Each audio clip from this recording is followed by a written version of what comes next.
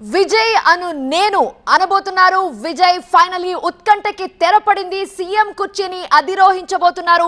ఇప్పటికే గవర్నర్ కి సమయం కోరారు. ఎప్పుడు ప్రమాణ స్వీకారమో చెప్తున్నారు. ఎట్టకేలకి లోక్ భవన్ కి చేరుకున్నారు విజయ్ తో పాటు లోక్ భవన్ కి మద్దతు ఇచ్చిన పార్టీల నేతలు కూడా వెళ్లారు. కానీ విజయ్ ఒక్కరి కారునే లోపలికి అనుమతించారు లోక్ భవన్ సిబ్బంది.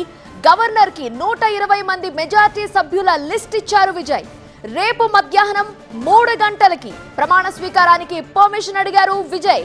నెహ్రూ స్టేడియంలో ఏర్పాట్లు జరుగుతున్నాయని తెలిపారు. గవర్నర్ చెప్పబోయే నిర్ణయం ఏంటి అనేది ఇప్పుడు ఉత్కంఠ రేపుతోంది. రేపు మధ్యాహ్నం 3 గంటలకు ప్రమాణ స్వీకారానికి గవర్నర్ ని పర్మిషన్ అడిగారు విజయ్. 120 మంది మెజారిటీ సభ్యుల లిస్ట్ ని గవర్నర్ కి ఇచ్చారు. మరి గవర్నర్ నిర్ణయం ఏంటి? లోక్ భవన్ కి వెళ్లి గవర్నర్ ని కలిసిన దృశ్యాలు మనం చూస్తున్నాం. విజయ్ తో పాటు లోక్ భవన్ కి ఆయనకి మద్దతు ఇచ్చిన పార్టీల నేతలు కూడా వెళ్లారు. అయితే లోక్ భవన్ సిబ్బంది మాత్రం విజయ్ ఒక్కరి కార్నే లోపలికి అనుమతించింది.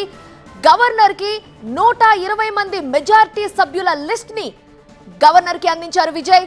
రేపు మధ్యాహ్నం 3 గంటలకి ప్రమాణ స్వీకారానికి పర్మిషన్ అడిగారు విజయ్.